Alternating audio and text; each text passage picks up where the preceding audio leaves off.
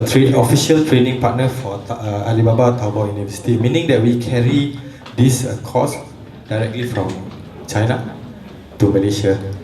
Alibaba Business School and Taobao University is the same entity, so they are bringing this course called Alibaba Global Course. So they have about, I think about 50 modules. Upcoming one is in July. We will bring a course, but it's in Mandarin because currently they don't have an English speaker. So we can only bring some of the courses. Yes, there's English, but the one that I want to carry next month is how do you want to start sell? How do you be successful merchants in China? Whether you are using Alibaba or JD or any other platform. So what's the strategy? Okay.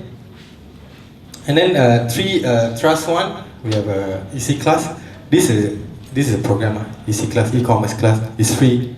So we have been running this for 4 years to educate, to promote the growth of e-commerce, and we can see after 4 years promoting it, we can see a lot of companies, SMEs, business owners are moving towards digital. Last 2 years, you don't hear anything about e-wallet. All these they exist, but they are not in Malaysia. But now you can see everyone is promoting to use it, okay? Because we are okay. Our awareness are quite okay already. And then we have EC Masterclass. Masterclass is a paid class, but this year we don't have it under SITEC. This was last year. The reason why is because I'm bringing a new program called gaming course, game development program, where you will learn how to develop game, not just game like gamification. Now if you see like now mobile users penetration are high. Most of us are on mobile. So even in the game you can see like ads. You can see like they are promoting all these. Even in Facebook, when you scroll, there's ads about game. Because some of the companies now are using game to attract their customer. Like Boost, they have all these games. Like Maybank to you, QRP, they have all these game. That one is not just playing game, it's a gamification. So I'm bringing that, and then this. So these are all our 15 class. For those who are new, your first time here. Next year we have another round again. I might change some of the topic to the relevant one, but this year we have run, the first module is introduction, how to start selling online, what you need to know about logistics. So because I think this year we heard about there's a new logistic company called After 5, they only deliver to you after 5 p.m. So there's some updates, and then O2O, online to offline. Once you complete this, do you know where to sell? Then you go to the second module. Second module is content. Creating content, how to manage a product online, visual, not just picture, video, how to create like short video, 15 seconds. Okay? Then CRM, email and chatbot. So these are all about content. After you complete this, then the last part, digital marketing. So we have 3 languages, Malay, English and Chinese. So English we have 3 class, Malay and Chinese we have only one each. So next week, this 25th June. Okay, so this is the coach for next week. Okay, SITEC Academy is a portal where I put all the slides, relevant slides, our e-commerce class slide into this. So if you miss out, if you forgot, then you can go to this slide and then you can check. You go to our SITECacademy.com module, then there'll be all the slides. And also I have a YouTube channel, SITEC YouTube channel. All the classes, let's say you missed the previous one, you can go to our YouTube channel, just listen to it. Okay? And then we have Online 100. Online 100 is a program, is a bundle program with Apps 100. These two is a bundle program where we help you to join online marketplace, Lazada, Shopee, 11 Street. Okay, so we help you on board, but we will monitor your growth. We have a look. Okay, and then from there we will create one more mobile apps for you, just for your business. Okay, so this is mobile apps, Android, iOS. SDCC, Selangor Digital Creative Center, is this place called SDCC. In October, or maybe towards the end of the year, we have one more in Kota Damansara. It's way bigger than this. It's I think triple the size of this. It's more for tech company, startups. So maybe we'll have 2 classes over here and over there. Kota Damansara. So we have a co-working space over here, 100 ringgit a month. There's a one lady asked me just now, I have a business, I have like 100 clients because she's developing a website, but she doesn't have an office. So what do I tell my customer? I can't always meet at Starbucks, like every time. So that's why you need a co-working space. This place is cheapest in the world. Okay, Malaysia, yes, in the world. Because for 100 ringgit you can use here, but we are not open weekends, Saturday and Sunday, and limited to only 9 to 6. But you can bring your client here, you can use our meeting room, okay? And then we have a photo studio. Photo studio is free. You can just book the slot online, and you can come take picture. Even we provide you a camera, okay? Okay, other than that, we have a top e-commerce merchant award. So all the e-commerce merchants, you should join this program. We have another round. I think next month we'll do a launching. I will invite everyone to join. Okay. So how does this thing work? We will create. After you join, they will shortlist whoever that can join. And then from there we'll create a page. Then you have to start selling your products. So in 2 weeks we'll calculate your orders and also sales. Orders mean how many orders, sales meaning money lah. So from there we will put a ratio. Then we will calculate who's the winner. Then we have a big event like this in SITEC, Jalan Duta, so to award the winners. The winners will receive a cash prize, I think about 5,000. Oh no, 10,000, sorry. 10, 5, and then 1 each. Can I e-commerce conference? All the rest of our programs you can find out in our Facebook. I suggest you follow our Facebook because sometimes we are giving a free tickets, like example e-commerce conference next week. We are partnering with a lot of parties, so sometimes we give away free tickets. So if you follow them on Facebook, then you can see lah, you can get it. Okay, then just other than that, it's a conference. Okay, startup, we also have startup, but I'm not going to talk about startup today. But this Friday, is it this Friday? I think we have a startup program over here in the morning. Yeah, Jom Startup, 21st June, on-demand economy. On-demand economy is something they will talk about. Grab, the lorry, all this on-demand sharing economy. You can join, you can register. Okay, I just skip this because, before that, also we have a program where we bring our merchants to China, to Hangzhou. This is all sponsored by the state government. This is the gaming course that I talk about, game development workshop program. We are now here. So the next one is this one, video game development in Unity. Learn how to create 2D and 3D games in just 5 days. Okay? All good? Okay, Jason, can I have you? Yes, Jason, please. Thank you, guys.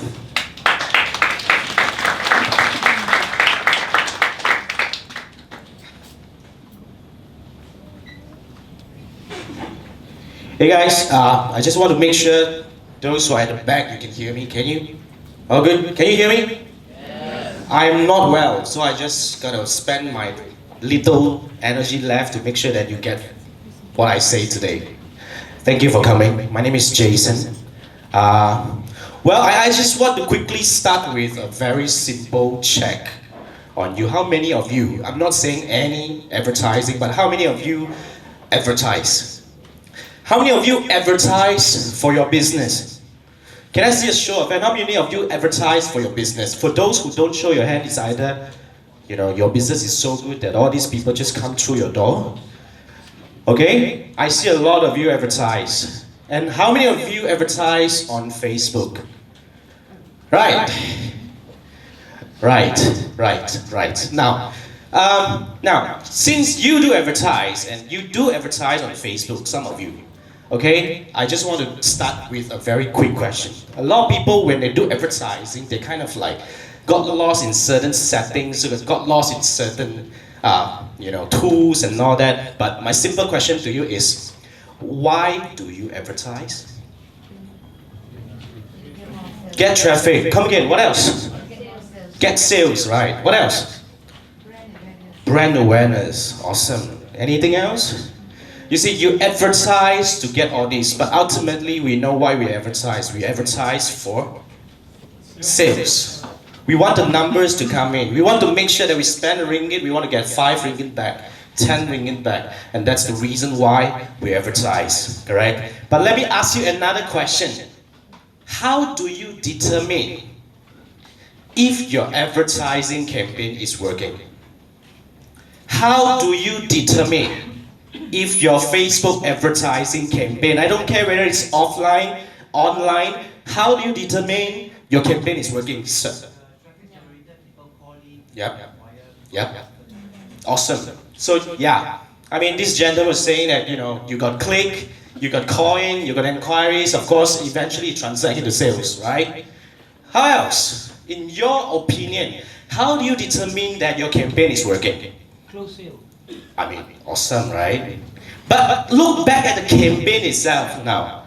How do you determine a campaign is working? Eventually, in my opinion, you may disagree, but there are 3 key steps that you need to make sure that you achieve to determine the effectiveness of your campaign. Yes, someone cannot hear me or what? Can you hear? Right. First step, when you advertise, you're aiming for the first thing, which is you want to reach the right person. Agree? Okay? So, how do you determine that your advertising or your campaign is reaching the right person? That's the first question that I have for you. Now, the second thing that you want to look at is what? The second thing is you want to make sure that these people has been delivered your message. Message delivered. Blue tick on WhatsApp, red. Okay, whether they reply or not, I don't care, red. Message delivered. Okay, and last but not least, there is conversion. Now, there are 3 key steps. First, reaching the right person, the right people who might take the right action that you want them to take. Second, is to get your message delivered, and ultimately, you want them to convert into sales. But yet again, how many of you really investigate the effectiveness of these 3 key objectives that I just mentioned to you? Especially for those who advertise on Facebook.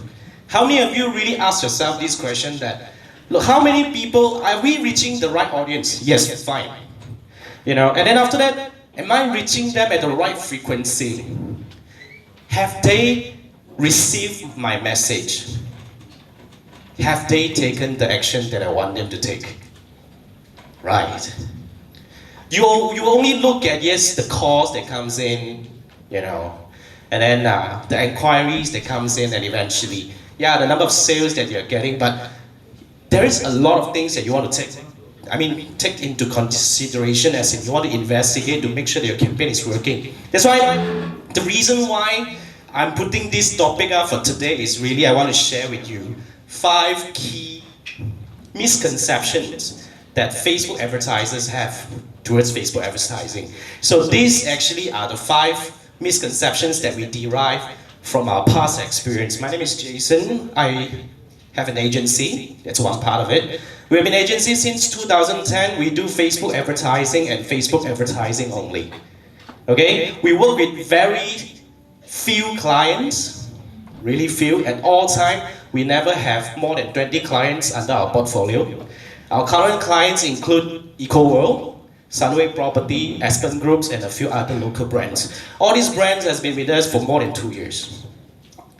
So, I've been also training, I've been teaching people how to do Facebook advertising, and we have been doing this since 2016. This is my 3rd year doing this, sharing here. We have trained close to 3,000 people, so that's for you and a little bit of a credential if you need a bit. In 2018 itself, our Facebook advertising strategy has guided over 5 million in Facebook ad spend, generated hundreds of millions for our clients.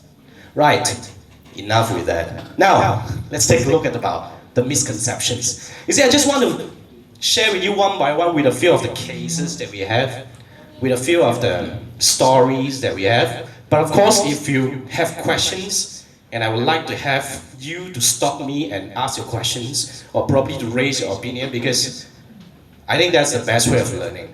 Okay, now, misconception. For those who advertise on Facebook. Okay, they love detailed targeting. They love detailed targeting because this is like the ultimate playground. You know, when it comes to Facebook advertising, you see, I get to choose people who are married with kids below 12-year-old that lives 1 kilometer radius from this place. Amazing. Can I also target those people who like my competitor's brand? Amazing. Can I also target those people who might be interested in certain other category? They might like my category. You see, a lot of people got excited about this. I'm not saying that it's useless. I'm just saying that you might get carried away with the option. You see, this is human. The more options we have, the more confused we get. Let me give you a very simple example. About last year, I think it was last year, one developer client came to me and said that, hey Jason, we have only 10 units left. It's a bungalow. Okay? So this bungalow is, you know, one of its kind. It's awesome. Okay? It's about 4 million onwards in Penang. Did I say Penang? No. Erase that. Okay, so that's the property. No, okay? Now, property, and then, oh look, it's a 4 million thing, so I don't think any other people, I mean, I want to aim for those people who can afford. Okay, so Jason, I know there is this detailed targeting. I want to target those people who are interested in Mercedes, Ferrari, Porsche, at least Lexus lah, right? Because these people, they are more likely to interested in my product, in what I sell, okay? And then they are more likely to be sign up for, you know, being a lead and then to buy my product. Does it make sense? Is it logic? Look, I like all these pages doesn't mean I can afford a Ferrari. I like all these pages doesn't mean I can afford a Ferrari. Not yet. That's one very important misconception because no, that's not how it works. Okay? Detailed targeting is interest, and your interest is actually based on the interactions that you have with the topic, with the brand, the page that you like, okay, the websites that you visited and all that. Doesn't mean that you actually being categorized under this to be able to afford this product. That's one very important misconception when it comes to detailed targeting. Another similar misconception when it comes to detailed targeting as well, you know. A client came to me and said that, Jason, Avengers now, everybody talking about Avengers. Can we target keyword Avengers? Shall we? Should we? What's your thought? Okay, I'm not saying that yes or no. Basically, let me put it this way. When Avengers just released, when you target keyword Avengers on Facebook, a lot of people kind of relate keyword, you know, on Facebook and Google, they are totally different things. Okay, on Google, I mean, I'm not an expert in Google, but basically you're talking about people who are looking for such keywords such as, you know, Avengers or any related key terms. But when it comes to Facebook, you don't look for Avengers, do you? You don't go in and Avengers and type looking for Avengers, do you? So when you tag Avengers as your interest targeting, basically you're targeting people who Facebook deem them as interested in Avengers. Now, have you watched the trailer? Accidentally click on it maybe. Categorized. Okay? Have you discussed anything? Have you commented on a post that somebody talking about Avengers? You're in. What else? You know, might as well target everyone. Why bother keying the Avengers? Because the moment you key in Avengers, you're competing with anyone who is targeting the interest Avengers. But what really you're targeting is everyone. Why bother? I mean, I'm just giving you some ideas. I'm just giving you some suggestions because I do think that detailed targeting is one that people kind of really misunderstood. And I really want to clear this. You see, I'm not saying that detailed targeting is useless, but you want to use useful detailed targeting.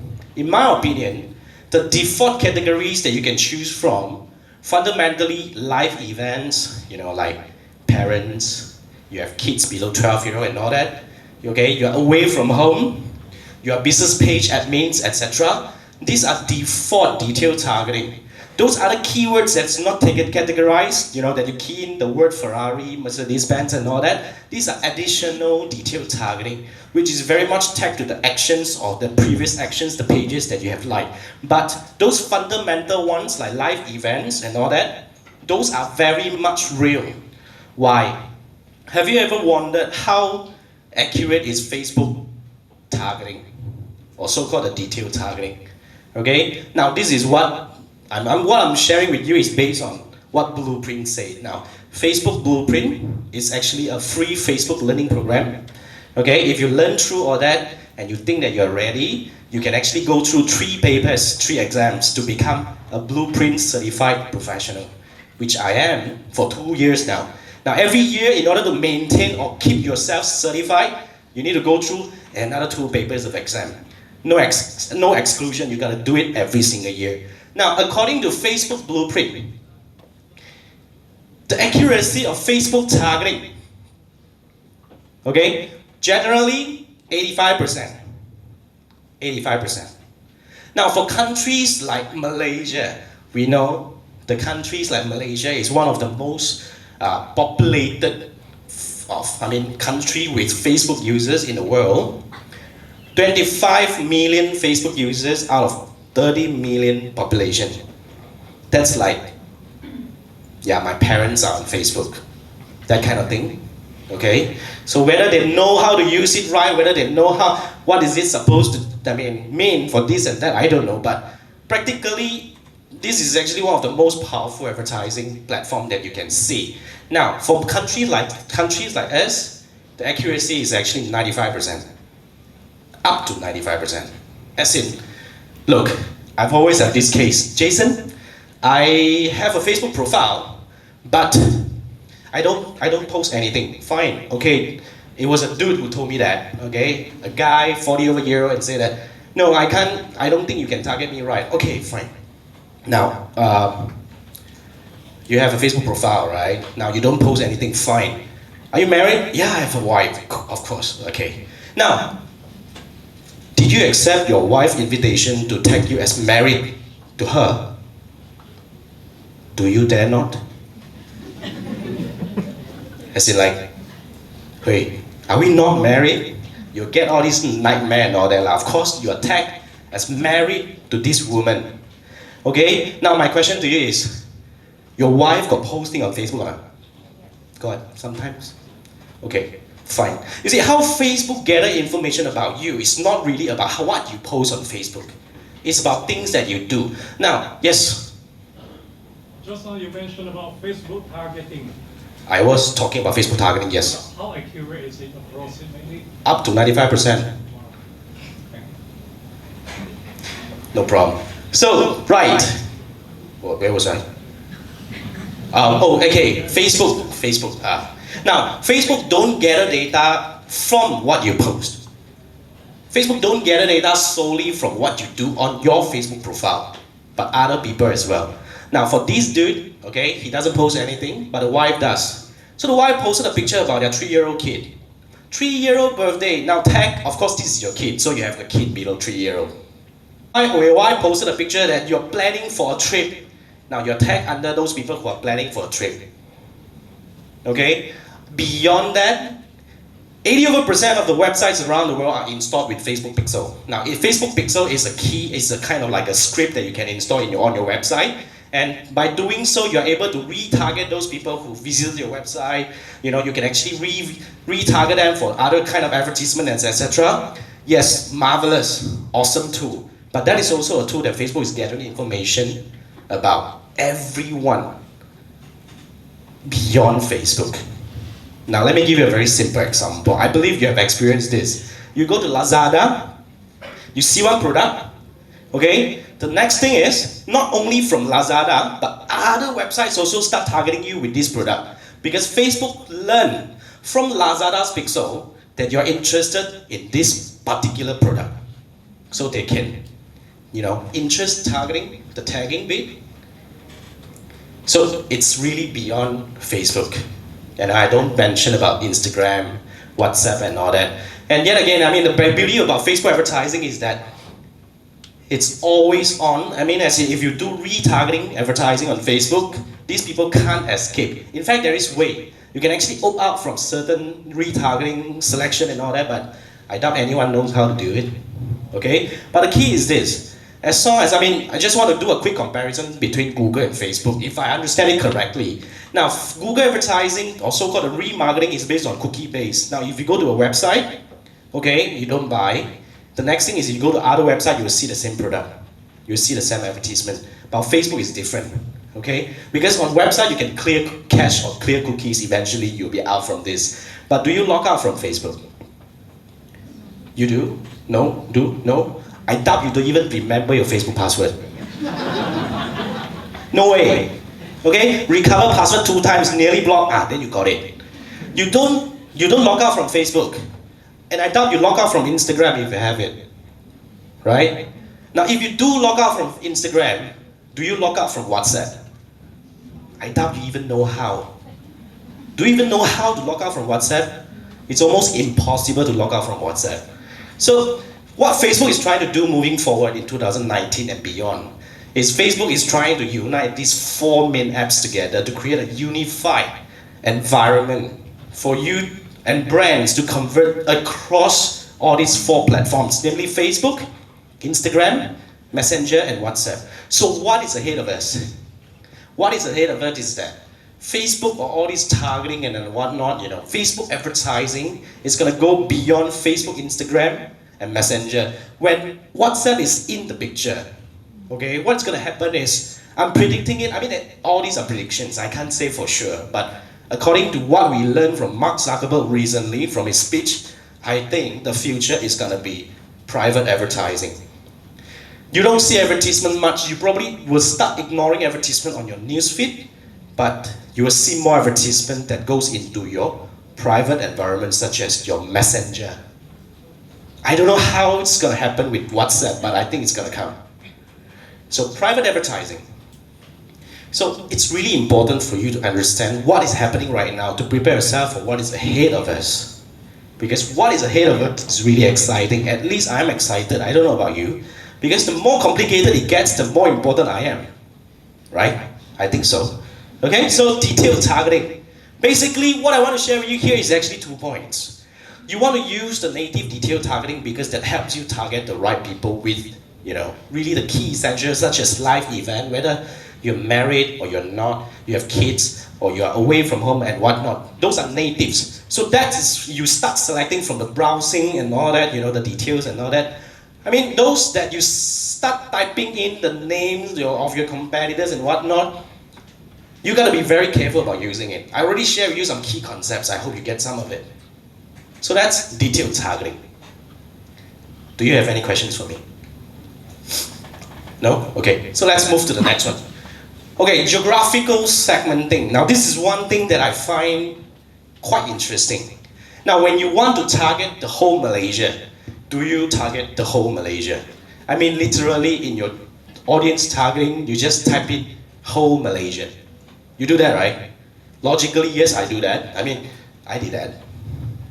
Now, when you do this, I just want to instill these key points to you. Now, when you select Malaysia, okay, what Facebook is going to do is, Facebook will target the whole Malaysia, of course, but eventually, they will put more budget on the states that has more populations and with the higher possible rate of responding to your advertisement to take the action that you're looking for. So basically, if you target the whole Malaysia, I bet 85 to 90% of your budget will go to Selangor and KL. Okay, but when you're targeting the whole Malaysia, what you're really trying to do is this. You want to distribute evenly, right? So when you do that, you gotta actually break your ad sets into different states. So let's say, for example, if you want to do I want to spend 50% of the budget in KL and Selangor, Klang Valley, fine. Okay, and I want to spend 30% in Penang. I want to spend another 20% in JB. You gotta break it that way. Why? Because that helps you control. That's the control that you want, and that's the control that Facebook is giving you. But the moment you put the whole chunk in Malaysia, you're giving up the control. You get what I mean? Right? So the geographical segmenting is really important because it's something that you should pay attention to because you want to do some adjustment. And when you're targeting the whole Malaysia, chances are different states will have different kind of action rate, or response rate and all that. And you want to adjust your budget accordingly. Now, put it this way, 50% of a budget goes to KL, chances are the cost of action is also higher.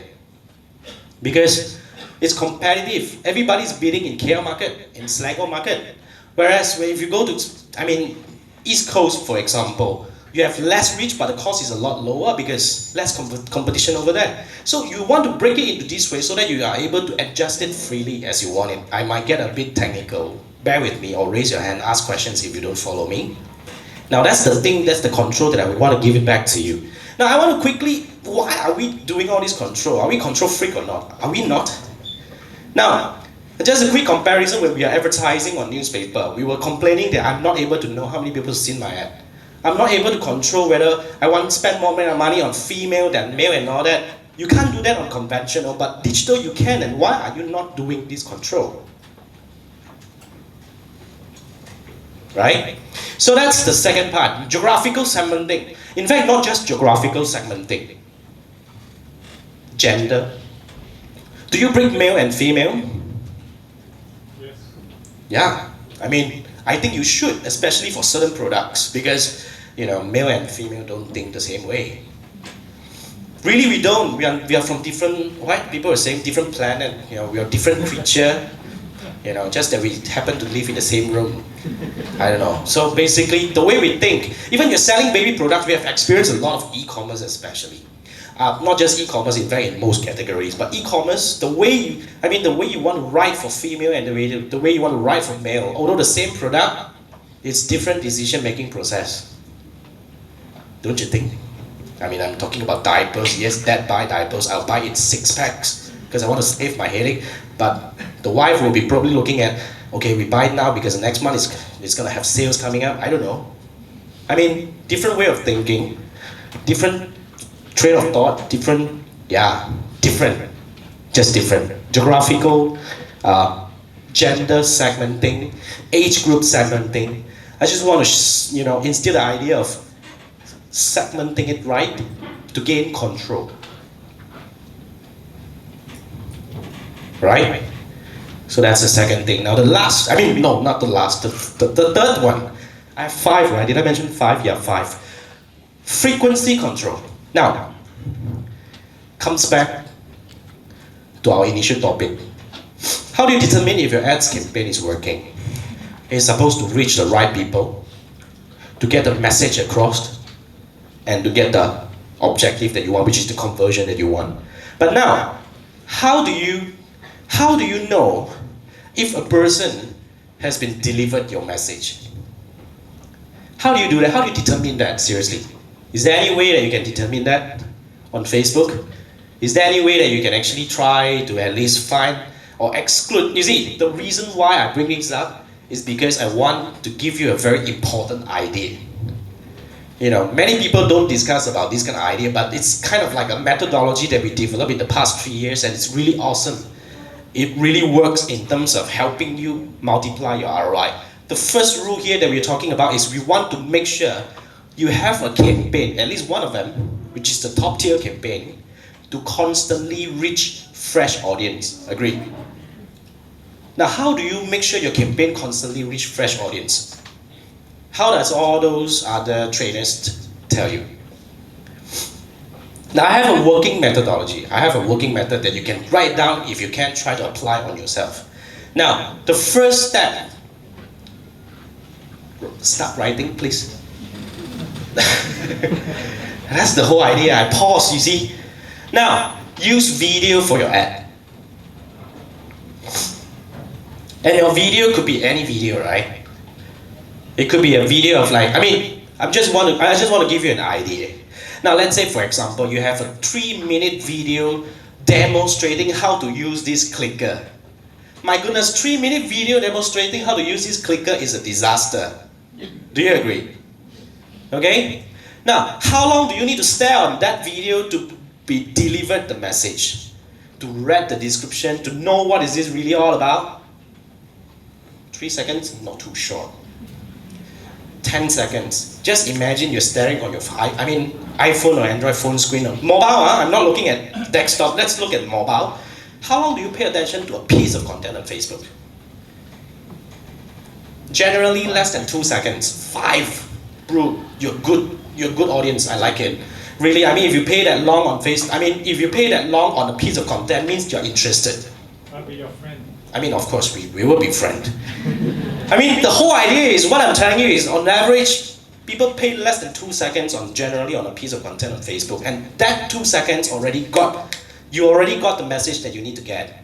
Okay? But the thing is, if you pay 10 seconds, if you stare on one piece of content for 10 seconds, that means you have been delivered the message. Do you agree? Do you agree?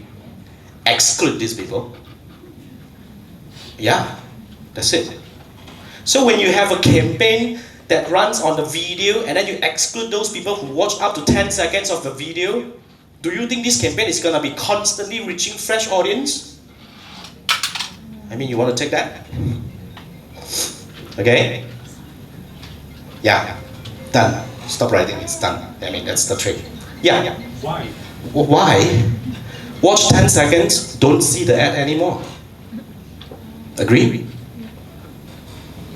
That's how it works. When you see 10 seconds of this bloody video, it's a 3-minute video telling you how to use this clicker. Come on, you only need 5 seconds to learn how to do this. But 10 seconds down, you have learned that this is a logi, and then this is a clicker. You have learned this. Whether you take action or not, that's another question, but you're out. I want to push you out from this campaign altogether. Right? Make sense? So that I won't be wasting budget on you to show you again and again. It'll be like, I know this is a clicker. I've been seeing it 50 times already. Why are you still wasting money on me? Exactly. Why are you still wasting money on them? Right? I think it makes sense. So yeah, the frequency control is one thing that a lot of advertisers, most of the advertisers missed. Now when you miss this, you cause budget waste. Because you're showing yourself too many times on those people who are not interested. Or probably they have taken action. Look, I've seen this up to 3 minutes. I click on your website. I probably bought already. Why are you still showing me? Budget waste. Budget waste is one thing. You might have a lot of budget, I'm fine, granted. But the next thing the next effect that this will cause is going to cost you a lot of money and other things, which is what we call the ad fatigue. Ad fatigue means I got really bored. I start to hate your brand, you see. Fatigue, F-A-T-I-G-U-E. I'm not sure whether I pronounce it right, but fatigue, fatigue. Fatigue, is it a French word? I don't know. Fatigue. Now, when you start hating an advertisement, you hate the brand altogether. Do you agree? And you don't want to be hated on social media, that's it. Bro, seriously, right? Frequency control. Frequency control. Okay? I probably have shared a bit of this. If you want to learn more, you can actually go to my YouTube.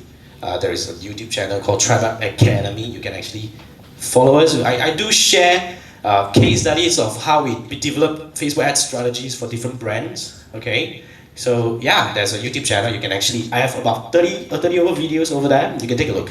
Now, that's the third thing. Any questions? Frequency control. Sorry about the nose. Yes, I see 2 hands. Let me take the ladies first. Okay, come. The frequency control, is it based on the type of products? Because there are certain products, right? Maybe that you might want to take the people who actually observe that longer on certain type of product. So does it based on certain type of product, or the frequency control works on the same way or the same frequency for all type of products and services? Okay, let me try to understand your question, right? You mean, your question goes like, the frequency control, does it only apply to certain types of product, or does it apply to all products? Okay, all categories, you mean here. Good question, thank you. Dude, you gotta remind me, yeah? Bro, the handsome guy? Yeah, I'm answering this question. You remind me if I forgot about you. It's a guy anyway, sorry. Yeah, so, look, this is what happened. In my opinion, based on my experience, We have only worked with about 200 brands, not many. So the whole idea is this, I think it works on almost all categories. But you got to plan your strategy according to your need. Now let me give you an example. For property, I always like to use property because we really specialize on that. Now, if you see an advertisement, and if you stare on this advertisement for 10 seconds, right? And you don't take action, so I push you out from this advertisement, agree? Now, what I'll do is, in the next 3 days, I will show you another advertisement that shows you another USP, make sense? Okay? And then I will show you for 3 days. If you take action, you're out. If you don't take action, next 3 days I will show you another advertisement. So your question hit a chord here, which I didn't finish. After frequency, you need to have a journey planning, which you want to lead them through a journey. Okay, I'm actually jumping the kind of like the flow a bit, but look, when you are running an advertising on Facebook, you don't expect people to see your ad and take action. You need the nurturing, which you are right. But how do you do nurturing? That's the key.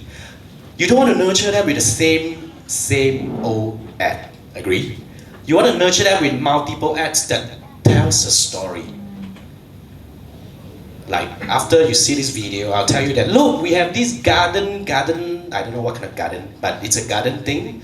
Look, we have jacuzzi in the house. I mean, it's a 4 million thing, of course you have it. But look, we have a place for 15 dogs that you have, those kind of thing, I don't know. I mean, you tell a story. And with a story like that, you avoid ad fatigue. Because you don't hate one brand because it keeps showing you the same advertisement. You don't hate one brand because it tells you a story. You will like this brand because the brand kind of like know where you are right now. Agree? Right? So that's the journey planning. Thank you for the question. Do I answer your question? Yes. Thank you. Dude, I remember you. Come again, sorry. Louder, please. I just want to mention to exclude the 10-second viewers or to stare at the ad for more than 10 seconds. Yeah.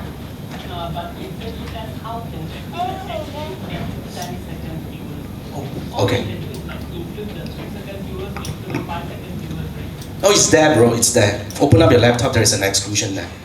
Exclude. Same block. Other than including, there is an exclusion. Yes, it's there. So what we're talking about is custom audiences, right? You know how to use custom audiences. Perfect. So yeah, exclusion. There is. All right. More questions? Oh yeah. Can you repeat your YouTube channel? My YouTube channel. Can I just write down? Yeah.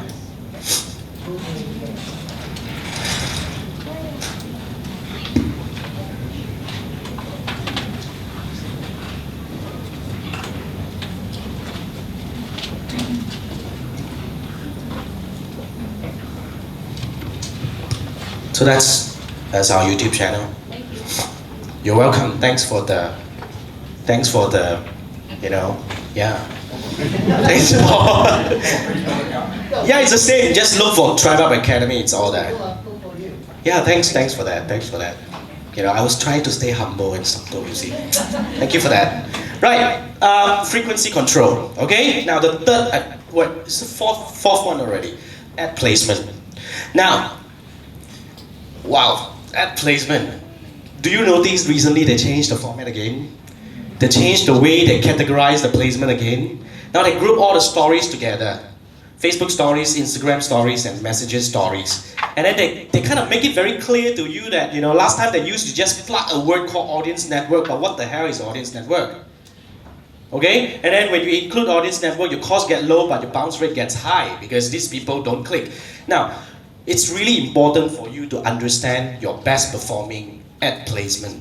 You gotta really control your ad placement. You want to make sure that because you don't want to show your advertisement cut out on certain placement options. And you don't want to show your advertisement in certain placement that you don't show your captions, which it doesn't work.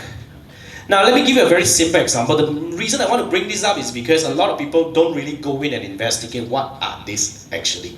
Now one of the biggest mistakes that you might make is that you do not pay attention to audience network. Now anyone exclude audience network when you're running advertisement? You don't. Anyone understand what is audience network? Seriously? How much do you spend on Facebook? You might need help. Look, audience network essentially are those mobile apps and other websites that serves Facebook advertisements. It's beyond Facebook. Other mobile apps, such as games, dating apps, news apps, etc. Sometimes, like for example, when you're playing a game, right? You know, when you're kanchong that time, tiba-tiba, there is one advertisement pops up and says that you gotta really cross it to go to the next stage. What happens most of the time? You have fat thumb and you click on it, do you? Charge. But you don't go to the website because you're in the middle of the game. What do? Faster cross it, I want to go back to the game. Money wasted. You have a lot of clicks on audience network, but you have very little landed on your landing page or whatsoever because the intention is not there. Come on, I'm in the middle of a game. Exactly, audience network. Be very careful about audience network. People probably swiping on Tinder because, you know, it's Tinder. And your ad pops up, come on. I mean, be very careful with the placement that you choose. Oh, wait, did I gotta bring it back a bit. Okay, sorry. Yeah, ad placement. So you gotta be very careful about the placement that you choose because that essentially determines the effectiveness of your campaign. Because that's one thing, exactly what I said. You know, how do you reach the right audience? Reaching the right audience also includes reaching the right audience at the right place. Because the right place will get a message across. If you reach them at the wrong place, it doesn't. So yeah, okay? So that's the placement bit. Right? So I strongly encourage that you go through and go into the placement and start understanding each and every one of the placements again. There is a very kind of like good explanation, even videos to show you how does it work on mobile. So you really want to understand it. Okay? Before deciding which one to choose. Now the reason why I bring up ad placement as one of the things that a lot of advertisers do is that, you know, they don't determine which platform works better for their ad. Does it cost for the cost per click on Instagram compared to Facebook? Do you have that data? Why not? Now if you know that Instagram costs 10 times lesser than your Facebook, what would you do? Come on, I drive all my money in, man. But if you don't have the data, how do you do that? I mean, exactly why you should pay attention to all these things. Now, the next one. Okay. Now, the next one is a question. Yes?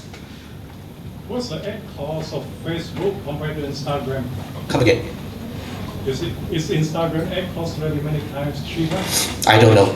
It's different. I mean, depends on your industry and your product. In your ad placement, no, there is no general. I can't tell that. Yeah, no, it's really different. It varies depending on your category or your product or your even ads design, etc. You know, yeah, it varies. I cannot say that. So it's really depends. But you gotta find out. You gotta have it. I'm just saying that your advertisers yourself, you're spending money. Hey, very expensive money, okay? I mean, hard-earned money. Facebook ad cost is actually steadily increasing at least 10% per quarter for the past few years. That's a lot of money. Now, if you're not controlling, if you're not learning how to do it right, eventually, all these rise in cost, changes in the algorithm, changes in all these mechanisms and all that is going to cost you a lot more because you just don't know how to play the game right. So yeah. So the next question, which is the last thing that I have here is, a lot of people when they're advertising on Facebook, they are not sure whether they are going for the interest or the intent.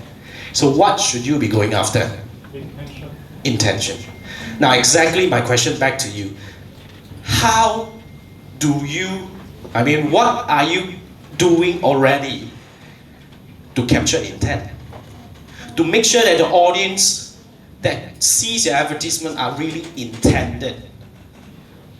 To make sure that these people are really ready to buy. What are you currently doing? Do you even know how possibly you can do that? Story. I see an advertisement, a 3-minute clicker video. I mean, I'm still going back to this bloody clicker. 3-minute demonstration. 10 seconds is an intent. But 50% is the stronger intent. 50% plus clicking to the website is an even stronger intent. Agree? Disagree? Yes? No? Bro, you were like, what was that? I'm confused. Can you clarify? Okay. I mean, clicker video, right? I was still using the same example. I have a 3-minute video demonstrating how to use this clicker. Okay? When you watch 10 seconds, it indicates a level of intention that you have on this product. Agree? Okay? But by watching this video up to 50% and visited your website, that shows an even deeper intent. Agree? Exactly what I mean. You got to capture the intent. Although you are not able to really like, come on, I mean, are you really intended? But you can use all these audience targeting techniques to determine the intent. That's what I'm telling you. And that's what you should be doing. So, capturing the right intent. So when I have the first advertisement go out for this clicker video, you watch 10 seconds, you go out. And I start showing you another advertisement. Now, if you click on the website, I will start showing you another advertisement. Okay? If you add it to cart and you don't want to buy, I'll start showing you another advertisement. Agree? That's how you capture intent. But yet again, you need to start with the interest because Facebook works best with the interest targeting. Interest means, okay, I believe this clicker will be those people who actually kind of like interested in Eventbrite or something like that because this could possibly trainers. Okay? And then you probably want to do like whatever interest targeting that you want to capture for those to categorize as, to identify those people who might be interested in the clicker. So your first advertisement goes out. Okay? And then you use the audience qualifier, which is a 10-second, 50-second kind of thing, to actually move them through by identifying the deeper intent into the whole journey. That's what I'm saying. Okay? So that's how you can actually combine interest and intent to make your Facebook ads work. So for certain businesses, you might want to go beyond Facebook. Like for example, for my case, I mean, as an agency or as a training academy that we do, now it's really hard for me to go on Facebook and tell that, hey, I'm an agency, would you be interested to hire me? No. Those people who are interested to look for an agency, they go to Google first. So I need to make sure that I appear. So by bringing them in, then I use Facebook advertising to retarget them. Now, almost every business can use Facebook to advertise to your audience. It's just that whether you're using them for acquisition or you're using them for the nurturing part. So every business will have a different kind of journey that you need to design for yourself. So that's interest or intention, in my opinion, both, if we can do it.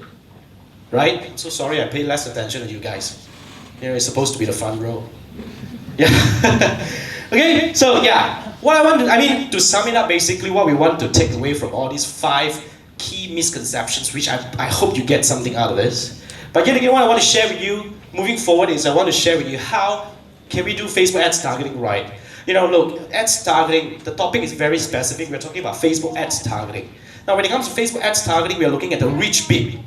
Reach, message delivered, convert. Remember the first 3 key, areas or objectives that to determine whether your ads is doing well or not. To reach the right audience, to get the message delivered, and to convert. Now, I'm not talking about the conversion or the message delivered bit. I can't, because we can only talk about one topic with this 1 hour thing now. But how do we do ads targeting right? I have a few tips for you to take away. Now, doing Facebook ads targeting right, the first thing that you want to pay attention to is you want to capture intent. Now, whether you're capturing intent from the very beginning, either you're using Google or what, but Facebook, to capture intent, you want to use the technique that I shared with you just now. Okay? You must be able to capture intent. Like I said, 10 seconds watching on a video is an intent. 50% down is another intent. 50% plus clicking through the website is another level of intent. The choice is yours. It's your business. Now, the second thing that we want to look at is we want to build a customer journey. As I mentioned just now, I see the clicker video. You should show me another advertisement to say that, hey, there is a 5 ringgit voucher. Buy now. Okay, and then the last one is you probably want to say that if those people who have added to cart and you say that, okay, there's another promotion, 3 days only you gotta buy now. I mean, it's your journey.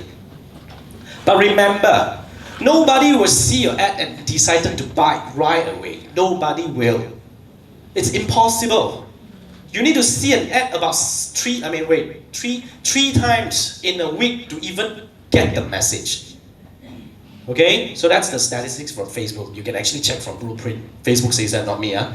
Now, that's the reason why you must build a journey. But that's one thing that almost 90% of the advertisers, especially Facebook advertisers out there, don't do. Do you have more than 2 ads running that runs based on a funnel? If you don't, then you need one. That's what I mean by the journey. Now, the next thing that you want to pay attention to is you want to control the duration and frequency, which is, as I mentioned to you, when do you want to push them to the next advertisement? The audience qualifier. For how long? Really, for how long? I mean, which is the last part, which we want to know when to stop. This is the last one. You can take a picture if you want to. Now, when to stop is really important because a lot of people don't even know their customer conversion window. Let me give you a very simple example. Do you know how long when somebody starts looking for a hotel and start browsing hotel websites? How long do you think they will make decisions generally, on average, for Malaysian? Some guesses, please. How long? What, bro? Really? Like, that's how long? Give me a day. I mean, how many days, how many hours, how many weeks? How long? You start looking for a hotel until you make decision. That's how long? 2 days. 2 hours, 1 week, 2 days. 3 days, 2 days. I hear that. Half a day. I mean, exactly. You see, the thing is this. The reason why I want to bring this up, a lot of you are correct. It's about 2 to 3 days. Okay, the optimum is up to 72 hours because this is Malaysian. Our bros say 2 hours before departure. Awesome. Okay, but the key is this. We Malaysian, when we are looking for hotel, we are very certain we are traveling on that day. Because we book flight ticket first. Cheaper ma? Right? We book the flight ticket, then only we look for hotel. No place to stay, nearby, we'll find somewhere else. But hotel is the last thing. But that's also very certain. So when you look for a hotel, you will make decision within 72 hours. But are you retargeting them for 72 hours or are you retargeting them for 2 weeks or 1 month? You get what I mean or not? You must know how long you want to retarget your audience because you must know when to drop them. They have already purchased either with you or their competitors. Just bloody drop them. But a lot of people, wait, I want to target up to 180 days. Can I? Can. I don't know. It's your choice. It's not mine. It's your money. I'm not saying that you can't. I'm just saying that should you? Right? So that's the question. When to stop? So 4 points. You need to capture intent. You need to build a customer journey and then you need to actually control your duration and frequency and you must know when to stop. That's ultimately the 4 advices that I can give to you to build, to make sure that you're doing Facebook ads targeting right. Questions? Sorry, the running nose part. Questions? No? That's right. So what we're talking about here is we want to talk about how to find your ready to buy audiences. Really, by doing all these 4 steps. I'm not talking about ads creative. Today we're not talking about ads creative, it's about ads targeting, okay? I can make sure, I am very sure that you are able to build a different kind of advertising campaign for yourself, which you're able to reach the fresh audience constantly because you have the opt-out mechanism or the exclusion mechanism to push certain people that have taken certain action out from your campaign. First thing, fresh audience. Second thing, you're able to build a journey that makes sure that you're able to convert them because the moment you have a journey, you're able to send the right message at the right time to ask them to take the right action. And you know when to stop. Because the moment you have all this, you'll be able to build an unparalleled branding campaign for your brand because eventually you have been seeing this advertisement. First, you see a week of this bloody clicker video. You watch it up to 50%, you start seeing another advertisement talking about another thing, and the next and the next. If eventually they don't buy, then remember your clicker. Or they remember you sell the clicker. Okay, that's branding. On top of the conversions that you get That's branding. So that's the three key things that I believe you can actually benefit, if you have all these mechanisms in place, okay? So basically, in order to do that, I've already given you the bigger idea. If you need help, there are two ways to work with me. Basically, it's either, the first one is my agency website. The second one is my training company website. So you can actually explore some of the classes that we do. We do have monthly classes every month we do have, and we have different kind of classes depending on what you need. Okay? So I don't want to do too much hard selling. I hope you benefit something from all this. If you have any questions, I guess we can do some questions. Thank you so much. Thank you, Jason. Since, do you want to answer question now? I think we can answer questions later. Later lah, huh? Okay, I think it's fine. Because you need to think also to digest. Jason, Or you can catch me out there. Oh wait, before that, just 1 minute. Go to my table, give me an email address. I'm gonna give you a free online class. How about that? Right. Yeah. Thanks guys. Thank you. Thanks, Jason. Okay, so take a break. And you can't go out yet. We take a break from Facebook class. Now, I want to invite speaker from Alliance to just share about their solution to the e-commerce.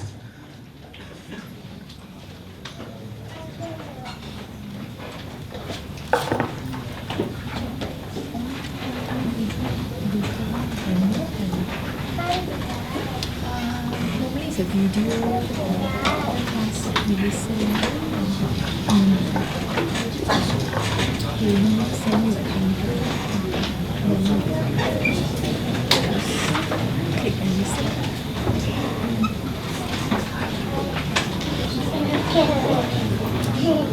Okay, very good afternoon, everyone. So, my name is Tay for Alliance Bank. Me and my team at the back, so we are from Alliance Work Team. First of all, thank you, Mr. Simon, for inviting as a guest to share something about banking solutions and also the digital solutions. So basically, I shy to ask, but I need to ask also this one. How many of the audience here have Alliance Bank account? Okay, seem pretty small and good opportunity for me to present certain things that you may not know. And basically, just to share certain thing, direction by Bank Negara Malaysia is always telling that driving towards e-payment solution, that kind of thing. Okay, and of course, the electronic payments nowadays is important. Beside doing your marketing, how to advertisement to sell your product, but managing your payments collection is important also. Okay, and this is some things that I pick up from information from Google. Check how many is you guys still using check, or how many is your employer still pay you salary via check. So basically, don't need to answer. Okay, and what is the direction of Malaysia on cashless? Actually, surprising that every month Bank Negara is processing about 100 million check. So by 2020, they wanted to reduce like 10 million, which is another year to go. So now they impose 50 cents per check. Maybe in 2020 they will impose to 1 ringgit, both party, receiver and the issuer. Okay. And this is by Group CEO saying that cashless in Malaysia maybe take another 20 years. If you've been in China or Australia, they actually implement this long time ago. Okay. And another thing that I will share is how can we reduce the risk being brought as an employee or as the companies. Or this is about cash drill. Like example, this is not new in Malaysia. Okay. And if you got employees who are foreign workers, this is the risk that being robbed. Okay, and basically I tried to find in Malaysia any company or directors being robbed while they cash out the money from the bank, but I couldn't find. But it happened in other country. Okay, and these are the informations that this is recently only bank also being robbed, that kind of thing. Okay, so this dealing with cash is risk. It's very risk. You take out, you pay your employee with cash. Actually, Malaysian law, you shouldn't pay cash unless your employee is agree. You must have a consent. There's a law on that. Okay. So today, actually, what actually Alliance Bank can provide to business owner, I think online banking is not new in Malaysia. Basically, we have this Smart solution. Okay? This Smart solution help you to reconsolidate, have the bank statement.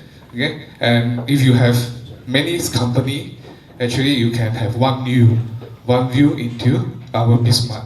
So basically, you don't need to have many user access. Okay. So what we have is many people say that online is secure. Security, of course, we have been regulated by Bank Negara. Of course, we need to follow Bank Negara direction. We provide the token, the dongle, the OKA token. So whenever authorized, need to authorize a payment, so they need to have this token. So only authorized person have the token to approve those transactions or those things that prepared by the accountant or the admin manager. Okay, and of course you can do payroll, and basically we have 6-time processing, meaning to say it's quite effective. You do payroll, example like my money just came in about 6 p.m. Okay, last window for our bank to do payment is about 8:30. So same day also your employee can get salary. This include also your bulk payment to your supplier. Okay. And on the other hand is this is more on what Alliance Bank is doing. We are paperless in terms of account opening for employee. Let's say example like maybe you have 50, 60 employees. Every month you got turnover very high. So you are sending your employees, you get your employees to walk into the branch to open account. I believe nowadays not many wanted to go bank, because I think any bank also you go there you got to queue like 1 hour, 30 minutes or more than that. So what our in the Alliance Bank is you can open via digital, via our mobile apps basically. Okay, I will share some screenshot on that. We have a local mobile apps, Leo, and also Cash to Home for foreign workers. Okay, and this is more on convenience. We provide in the Alliance Bank, we provide doorstep service, meaning to say that we go to your office to open your employee salary account.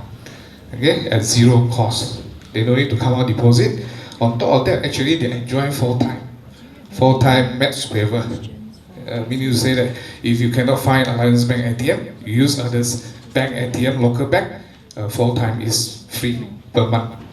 Okay, and beside that, of course, other than that, for employees, if they maintain a salary account with Alliance Bank, they can enjoy privileges like FD rate, housing loan rate, personal loan rate, and credit card, the kind of thing. Okay, so how you look at this is the apps for our local account opening. So what we did is we will teach them how to download the apps, and we do all the verification on the spot. Normally you walk into the branch at least 1 hour. This one is 10 minutes. 10 minutes include the debit card activation. We need to say that normally you go bank, you open an account, right? You got a debit card, then you will go to the ATM to change the password. So this one is on the spot. Live, you also can do the password change. And we will teach them to download the mobile apps also for individual. Okay? And on top, this is foreign workers. This app is also to allow the account opening. And basically, fantastic on this product is about they can do remittances.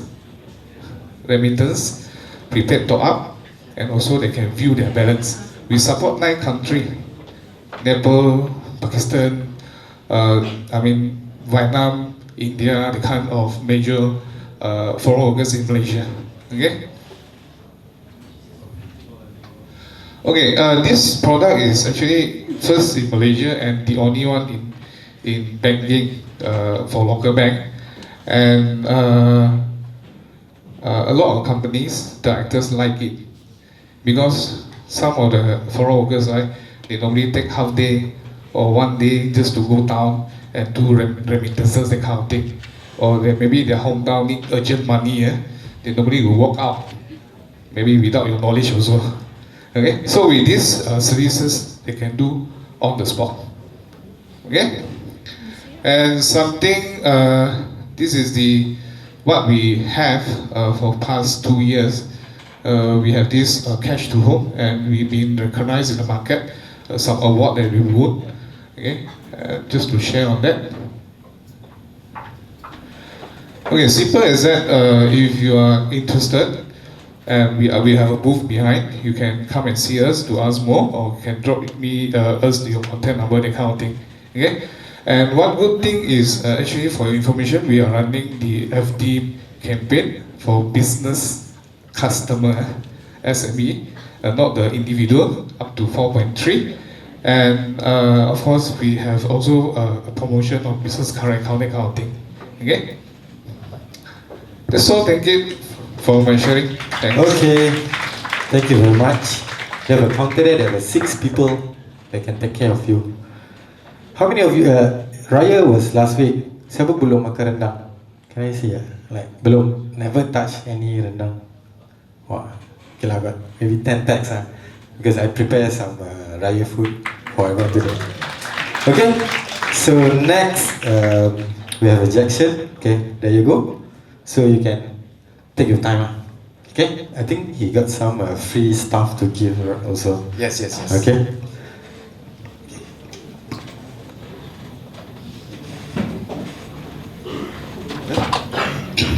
Alright, thank you, Saman. Hi, good afternoon, everyone. Welcome to today's talk, Facebook Marketing for E-Commerce. Recently, I keep hearing some rumors about our industry. Rumors about e-commerce, rumors about Facebook ads. I'm not sure if you heard the same rumors as well, but let's quickly go through some myth busting to clear the air once and for all. Tell me if any of this sound familiar, okay?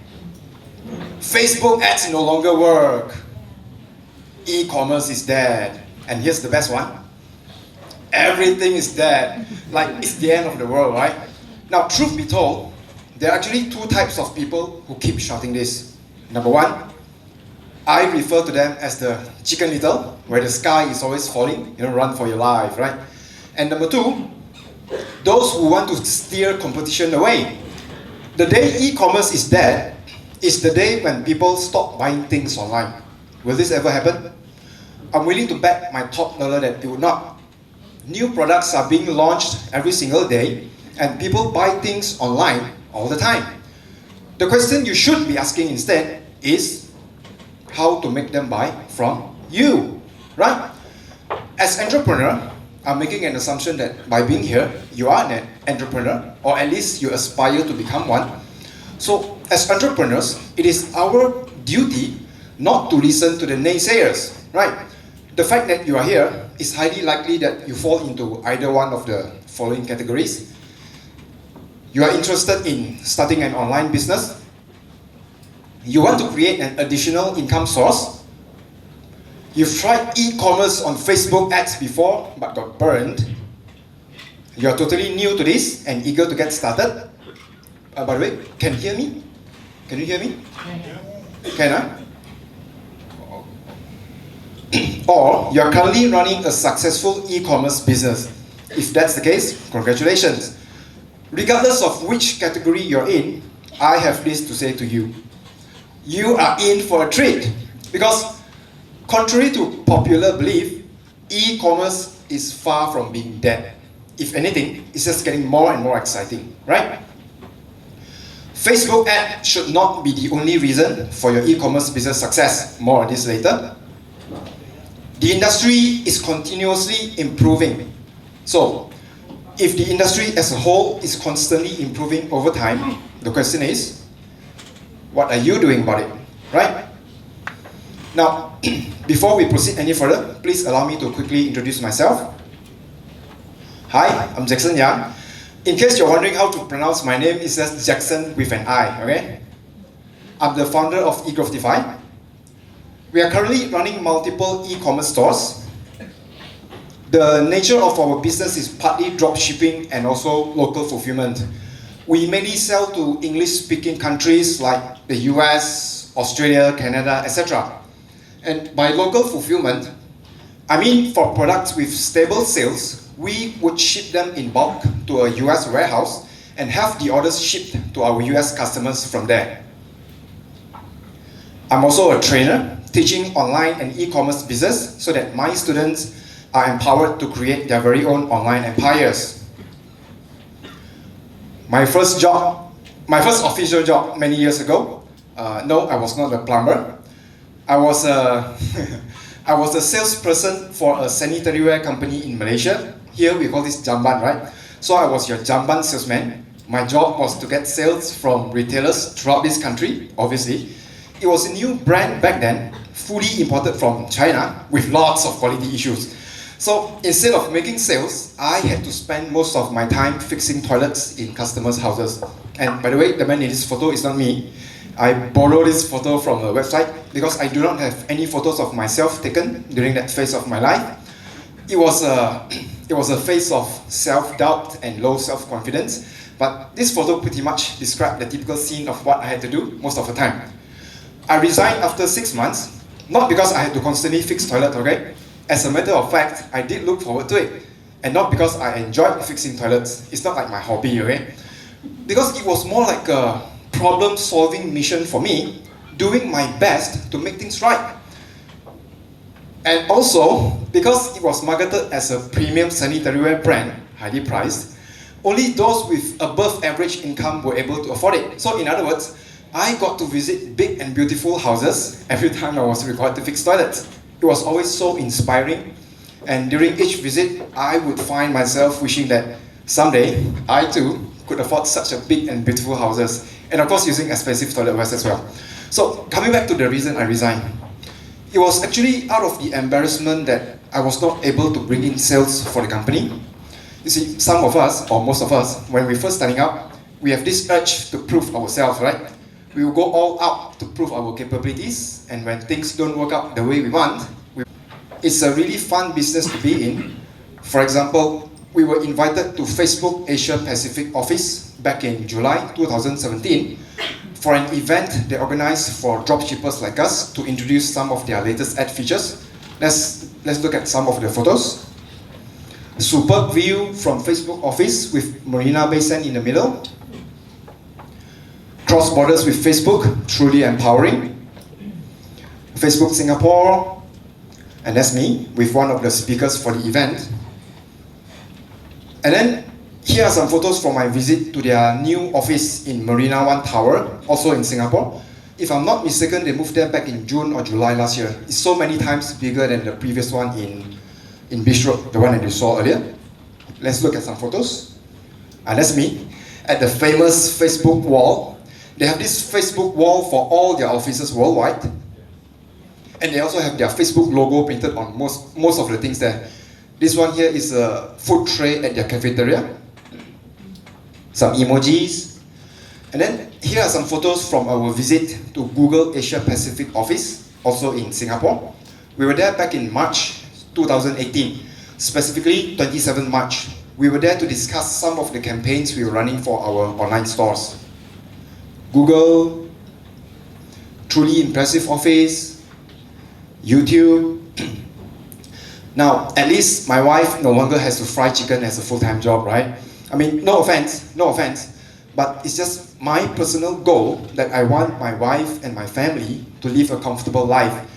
The best reward in life is when we are able to share great achievements with our loved ones because they sacrifice for us unconditionally even when the future ahead is uncertain, right? Okay, here comes the fun part. Let me share with you some of our actual Facebook ads that are responsible for our 7-figure US dollar sales. I hope, at least from these case studies, you'll be able to have a clearer idea on how to run a successful Facebook ads, alright? So here are 5 of our top performing Facebook campaigns. Number 1, for this ad, we received 166,000 reactions, 58,000 shares, that means free traffic, and we were able to reach 37.9 million people across US, Australia, Canada, etc. Here's a product photo up close. And this is the actual video we used to run the ads. Let's have a look. Right?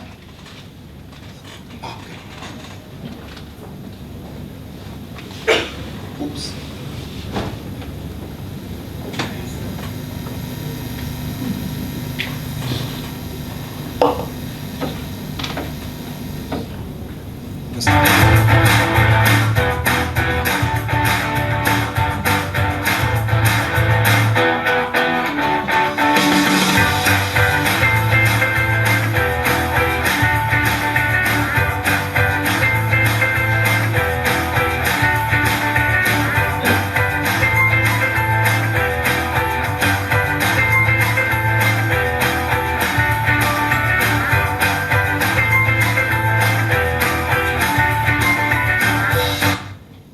Alright?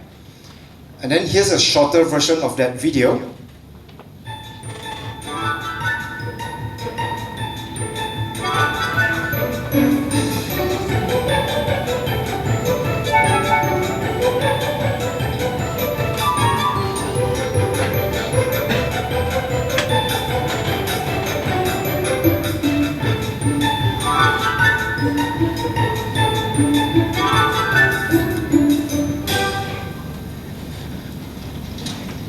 And here's the actual product. We call this round drum slicer, okay? So for those who want to buy this, reach out to me later because we are giving a 50% discount just for today only. Just kidding.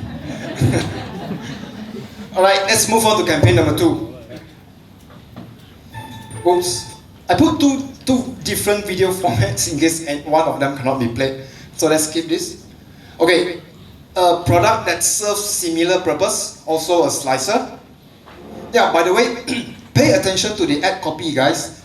There's actually no right or wrong answer when it comes to Facebook ad copy. Whether short copy converts better than long copy or vice versa, you just need to test and stick with the one that works, okay? Here's a product photo up close. And then here's the video.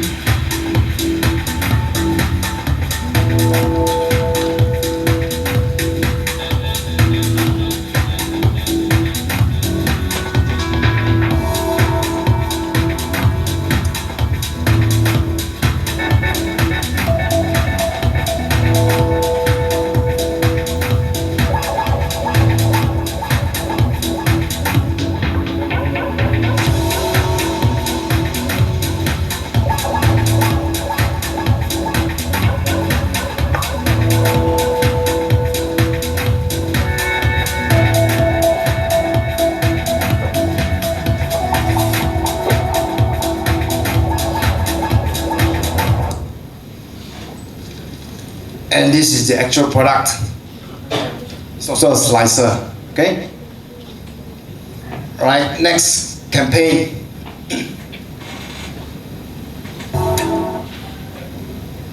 A product from yet an entirely different niche. The product photo, and this is the video.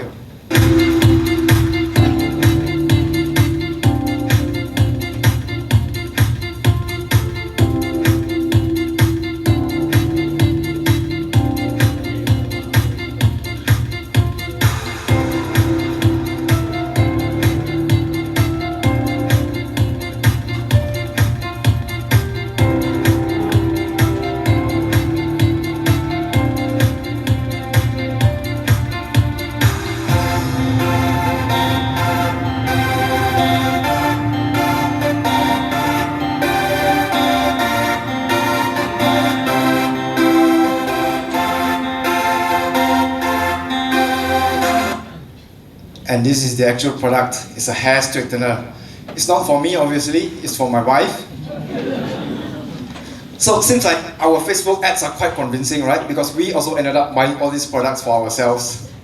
Okay, let's move on to campaign number 4. Oops. Okay, yet another kitchen product. The product photo, and this is the actual video.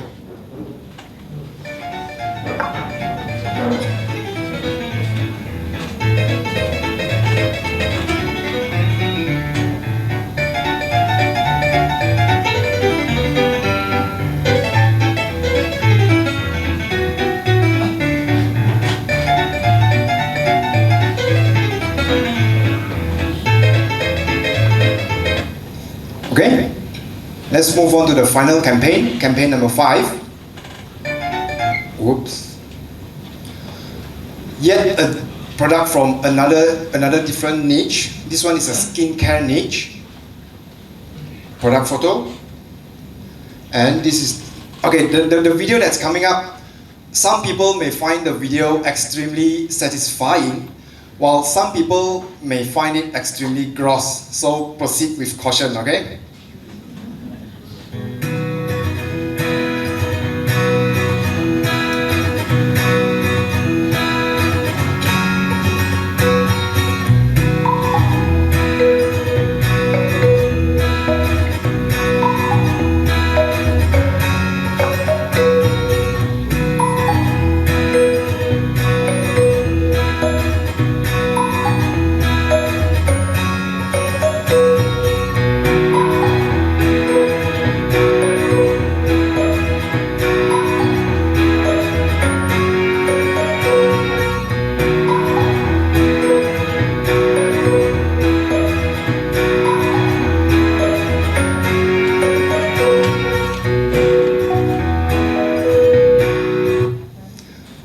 For those who find this satisfying, then I also okay, oops.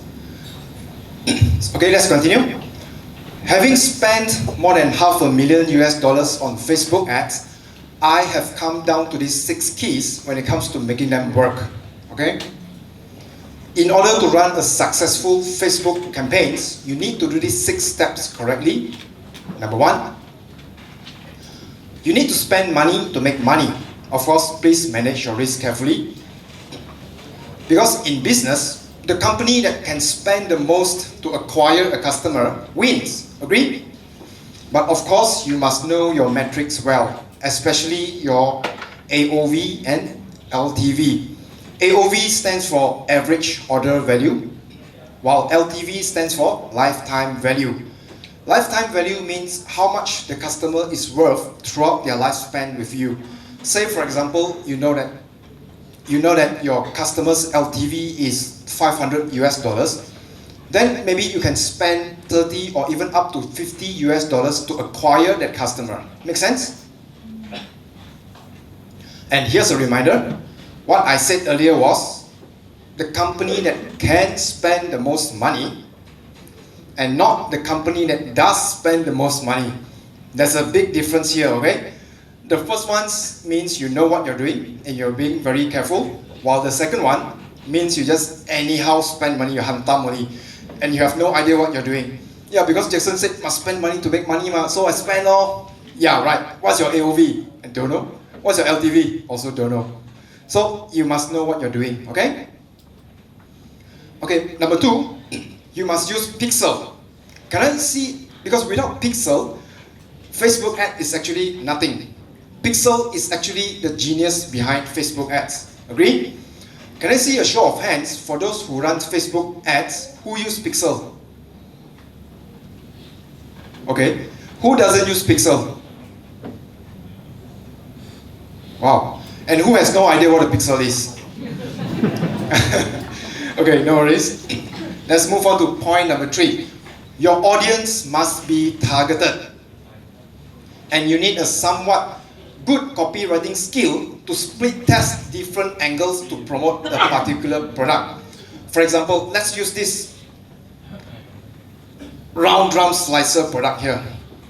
There are a few ways that you can promote this product. You can promote it as it is, a slicer, very straightforward. Or you can target people who suffer from arthritis and promote this product as a solution to help them in their food preparation. And also, you can target cheese lovers, because in those countries, people consume lots and lots of cheese, right? And they're still grating or shredding cheese manually with their hands. So you promote this device, this product, as a device to cut short their food preparation time. And then maybe you can come up with a video such as this to target cheese lovers and promote this product. Yeah, okay.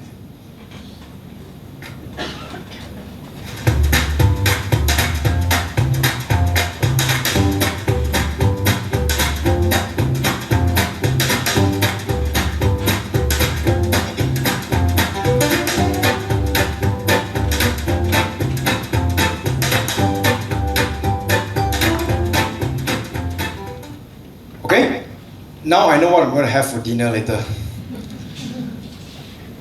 Or you can target outdoor lovers and promote this product as a device to help them during their food preparation in their picnics. Then you come up with a video such as this.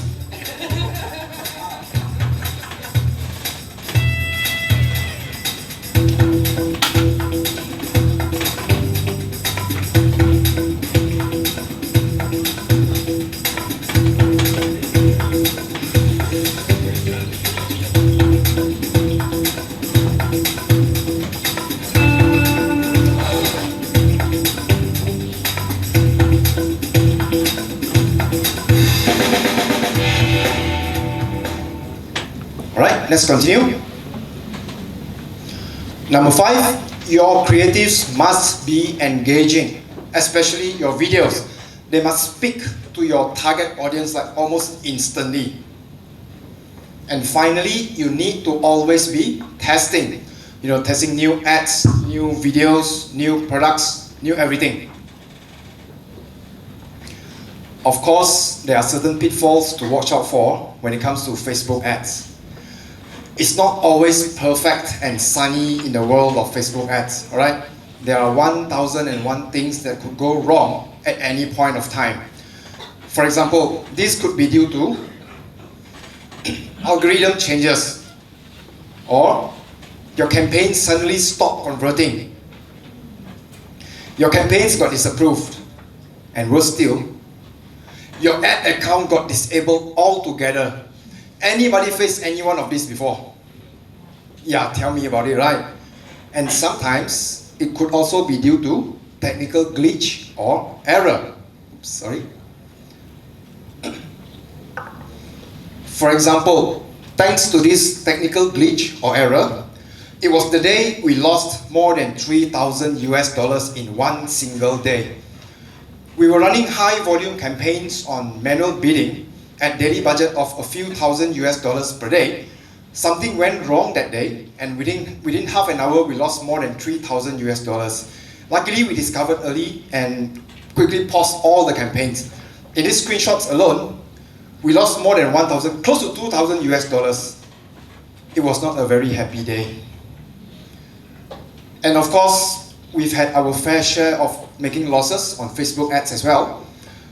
As a trainer, it is my obligation to make sure that you are aware of the pros and cons of this business before you actually go in and run your Facebook ads with your hard-earned money.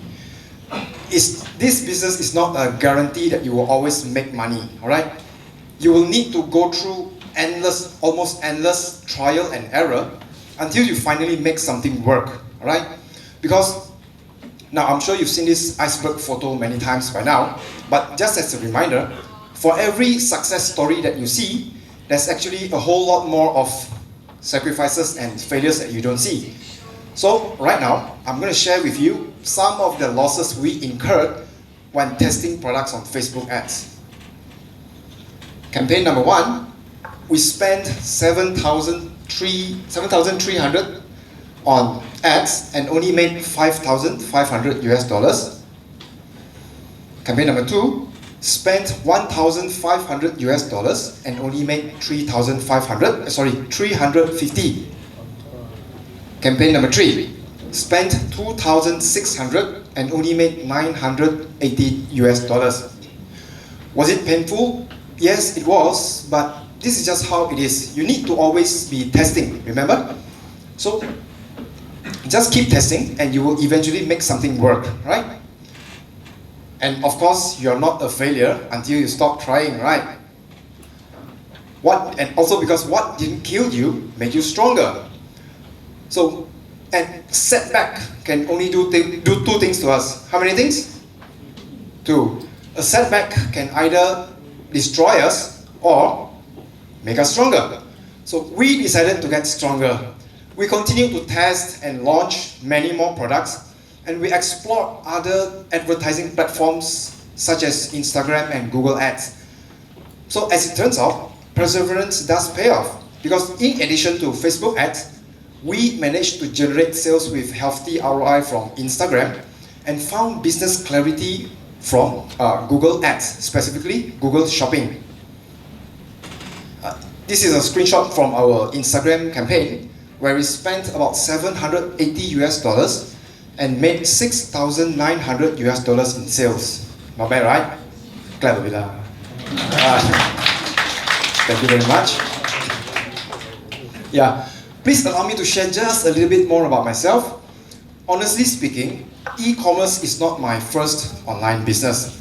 I actually started my online marketing career back in the year 2013. Before embarking on this exciting e-commerce journey, I was actually doing affiliate marketing, meaning I earn commission by promoting other people's product. That's me at Affiliate Summit West in Las Vegas, United States, back in 2015, with a much different hairstyle, obviously. I was able to make some decent 5-figure US dollars income during my affiliate marketing career, but I would always be at the mercy of the product owners. They determine the commission I receive.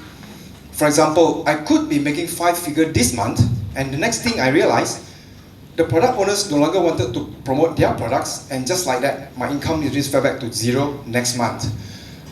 I had no control over my income, and let alone having clear insight about the future of my business. Remember, we talked about the importance of business clarity?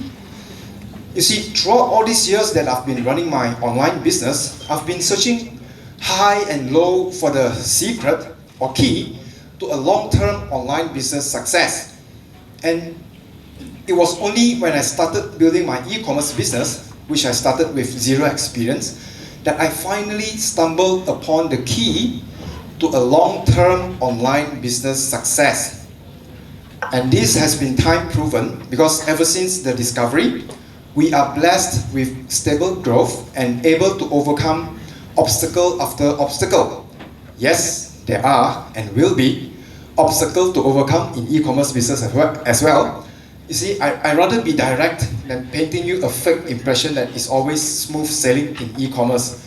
Your laptop does not suddenly become your ATM machine, dispensing endless cash just because you're running an e-commerce business, okay? It requires hard work, because it is a business, as legitimate as it gets. After all, entrepreneurship is all about overcoming challenges and increasing your success rate. The harder you work, the luckier you get. So the key to a long-term online business success is made up of these two elements.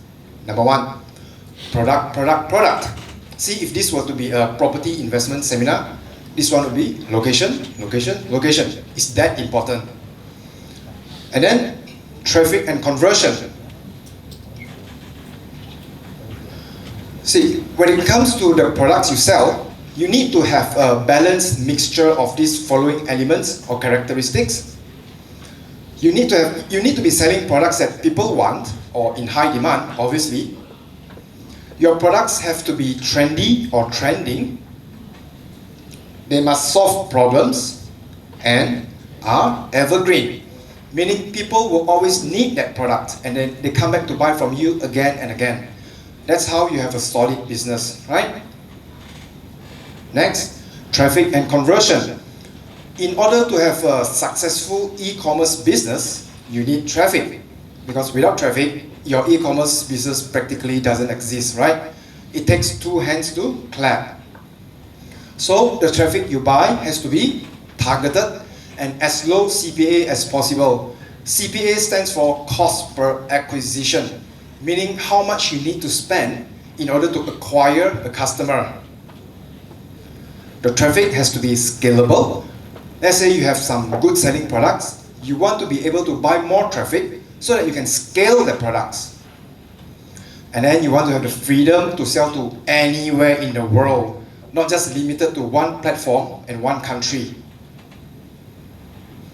And I also want to introduce you to this term, omnipresence, meaning your advertisements can be found almost and everywhere online.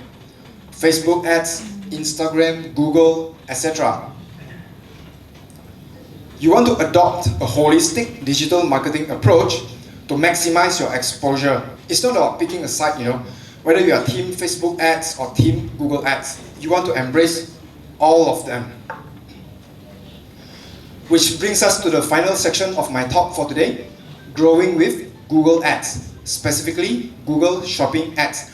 I won't be going in depth about Google Shopping today because this is a session about Facebook marketing, but my purpose is to show you how you can increase the success rate of your Facebook ads by leveraging on Google Shopping.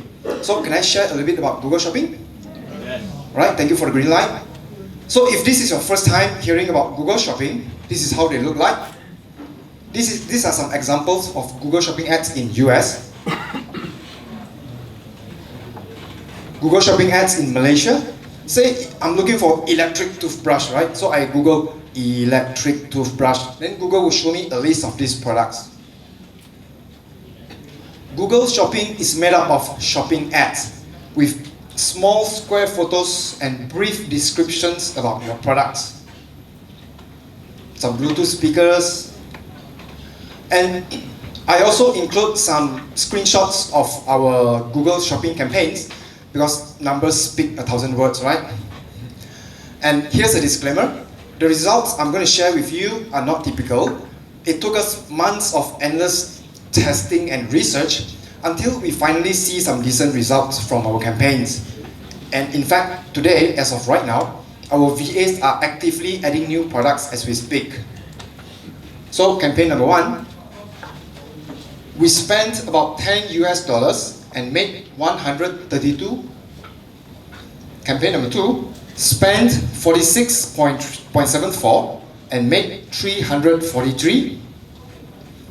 Campaign number 3, this screenshot was taken at the keywords level from our campaign. Under keywords level, you'll be able to see clearly which keywords brought in how much sales and how much has it spent. So for this one, this keyword spent about $4.34 and brought in one sale of $482. Yes, it was one order. And this is a screenshot of the sale in our Shopify order section.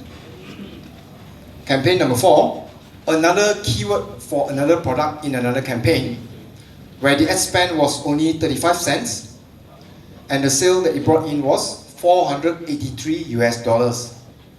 And this is the screenshot for the sale in our Shopify order section. Campaign number 5, we spent about $2.87 or close to $3 and made $740. Okay, enough screenshots. Otherwise, this would turn out to be a 2-hour session just about screenshots alone, right? And thanks to my business partner, Wyatt Teng, who's in charge of optimizing our Google Shopping campaigns so that they can grow better and better every day. Wyatt, you want to say hi to everybody? Thank you, Wyatt. Wyatt is the CTO of Egrowthify. He's a car enthusiast and a foodie. You may reach out to me or him to ask about Google Shopping later, but make sure to ask him for some good food recommendations, alright? Alright, let's get back to Google Shopping. Now, you may be wondering, why is it that we are able to generate such high sales value with such low ad spend? Spend 35 cents and made $480, spent $3 and made $740. Well, my answer would be, why not? Because with Google Shopping, we are going after the quality customers who are ready to make a purchase with credit cards in their hands, right? See, the difference between Facebook ads and Google Shopping is that Facebook ad is also known as interruption marketing. Your potential customer is just happily browsing through his or her Facebook newsfeed, and suddenly your ad appears and want them to buy something from you immediately. It's kind of like one day you're happily walking down the street and I come to you with this product and want you to buy from me immediately. Come lah, buy lah, buy lah. It's not the best way to sell the product, agree? I mean, it works because this is how we achieve our 7-figure US dollar sales, but it's definitely not easy. Sorry about that. Whereas with Google Shopping, or also what we call search-based marketing, you see, Google is powered by keywords. They know exactly what people are searching for and show them the most relevant results. That's how powerful Google has become. And in fact, most of us use Google whenever we search for something, right? But of course, both platforms are powerful and lucrative with their respective pros and cons. So our job as e-commerce business owner is to make the best of their pros and eliminate or avoid their cons, right? And I also want to highlight your attention to this sacred consumer purchase funnel. Why did I say sacred? Because as an e-commerce business owner, or any business owner for that matter, if you ignore this funnel, I'm sorry, but your business is doomed to fail. Touch wood, touch wood. Because this is what each and every one of our customers go through before buying anything from us. In fact, this is what all of us went through whenever we bought something. So with Facebook ads, we are trying to make the potential customer to go from level 1, awareness, up to level 4, purchase, in split seconds. Remember, they're just happily browsing through their Facebook newsfeed and suddenly your ad appears and buy this for me. I mean, it works, but it's not easy, and it's not getting any easier. Whereas with Google Shopping campaigns, our ads only show up at level 2, consideration, or level 3, preference, where the potential customer is intentionally searching for our product. So this explains why CPA, cost per acquisition, is technically lower for Google Shopping.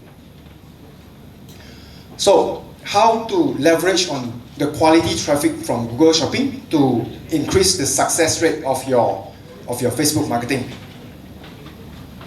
For your information, Facebook ads today is not the same as it was before. With more and more new advertisers coming in every day, competition is always increasing, and this results in high advertising cost. What worked previously may no longer work now, but as I said, Facebook ad is definitely lucrative. We just need a different approach. So, which is why we leverage on Google Shopping. Now, this may get a little bit technical, but don't worry, because we prepared some handout explaining some of the terms in more detail. We distribute the handout at the end of my talk. So, number 1, you want to build custom conversions in your Facebook ad account, and then followed by custom audience. Then you run a retargeting campaign on Facebook ads. Retargeting campaigns means have you ever noticed sometimes when you look at the product from a website but you didn't buy, then the next thing you realize the product is following you everywhere you go online? That's retargeting campaign. It gives the potential customer an impression that you are a big and legitimate company. They'll think to themselves, wow, this company is huge, their ads are everywhere. You know what, maybe I'll just buy from them. So there you go, one sale for you. Then you also want to build lookalike audience by leveraging on the quality traffic from Google Shopping. Lookalike audience means you're telling Facebook, hey Facebook, I have this group of audience, help me find more similar people. Okay? Then only we continue to scale your product on Facebook ads. See, we are reverse engineering the whole process. So, if you are currently running an e-commerce business, have you launched your Google Shopping campaigns? If you haven't, hurry up and promote your products on Google Shopping today. You can learn more from my PDF book, Online Store Growth Hacks, starting from page 56. Just go to this link and you can download your copy. egrowthify.io/OSGH book. Just key in your email and you can download your copy. Get it now, but it's still free. We are considering selling it in bookstores very soon. Okay, done? Alright, before we wrap this up, let's do a quick recap. I hope this session has at least helped to add value towards your understanding to Facebook ads and also e-commerce. So let's quickly go through some of the important key takeaways. Key takeaway number one, what are the 6 keys to a successful Facebook campaign? Number 1, you need to spend money to make money. Of course, please manage your risk carefully. And you must use pixel. Your audience have to be targeted. You need a good copywriting skill. Your creatives have to be engaging, especially your videos. And finally, you need to always be testing. Testing new ads, new products. Always be testing, okay? ABT, not ABC, ABT. And then key takeaway number 2, the key, so many keys, right? The key to a long-term online business success is made up of product. And then traffic and conversion. You want to adopt a holistic digital marketing approach to maximize your exposure. It's not about picking a side, whether you are team Facebook ads or team Google ads. You want to embrace all of them. Key takeaway number 3. Facebook ads for e-commerce today is not the same as it was before. With more and more new advertisers coming in every day, competition is always increasing. And this results in high competition and also high advertising cost. But we reverse engineer by leveraging on the quality traffic from Google shopping campaigns. And number 3, data is king. Again, having spent more than $500,000 on Facebook ads, I have come to the realization that in addition to the 6 keys that we talked about, data also plays a very important role. But in order to build a strong and solid data, you need really huge advertising budget. So we leverage on Google Shopping. So e-commerce is definitely exciting. Every component of this industry is constantly improving over time. For example, SITEC is regularly organizing free classes such as this so that you can understand or know more about this industry. But the question is, what are you doing about it, right? If you haven't, get started immediately so that you can be on your way towards your online wealth creation. Take massive action and you too will have your piece of pie in this lucrative $4.88 trillion business. And it's always my tradition to end my talks with this quote from Napoleon Hill. What the mind can conceive and believe, it can achieve. With that, I end my talk for today. Thank you. Okay, thank you very much, Jackson. Okay, so do you have any question? Okay.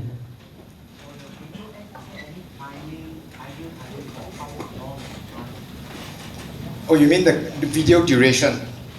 Again, like I said, there's no fixed answer. You just need to split test. So what you can do is maybe you can launch a few ads under one ad. You're referring to Facebook ads, right?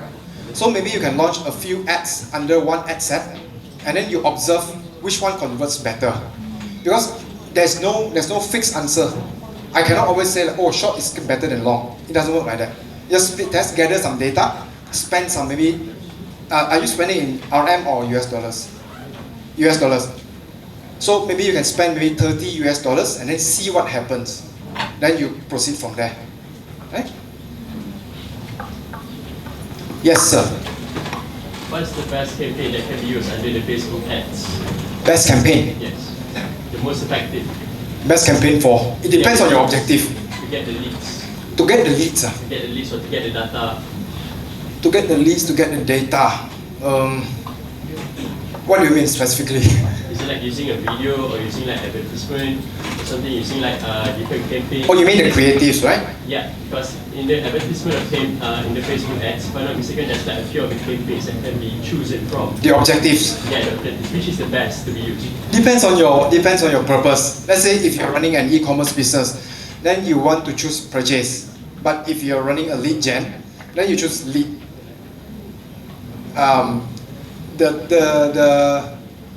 The logic behind this is that Facebook will optimize based on whatever objective you choose. Okay? Yeah. What video you have done for that? What apps?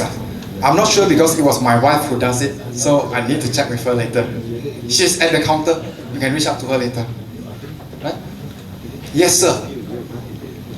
3 years ago, growth hacking started.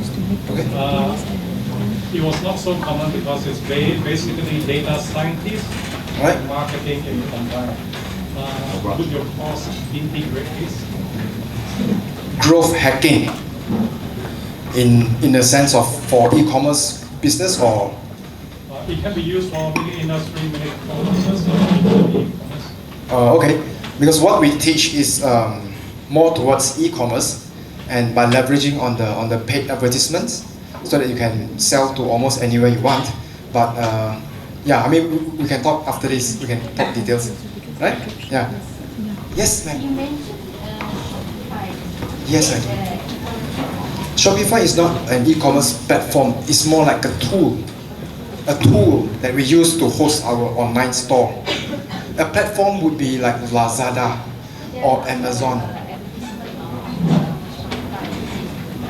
Oh yeah, they are promoting their service as well. Yes, correct. But Lazada, I mean, if you're talking about platform, then Lazada would be a platform. Shopify is a tool. Yeah. You'll be surprised. You don't have to be IT savvy. It's as easy as click, drag, click, drag. Yeah. Okay, any other question for Jason maybe? You have anything? No, Don't ask me, I don't know. I don't know how to answer. That's why I invite them. Okay, I think because today we have a lot of people here, so we don't have to go there to take picture. I think starting from this side, can you stand up? Just stand up first. I mean, this line, so can you stand up?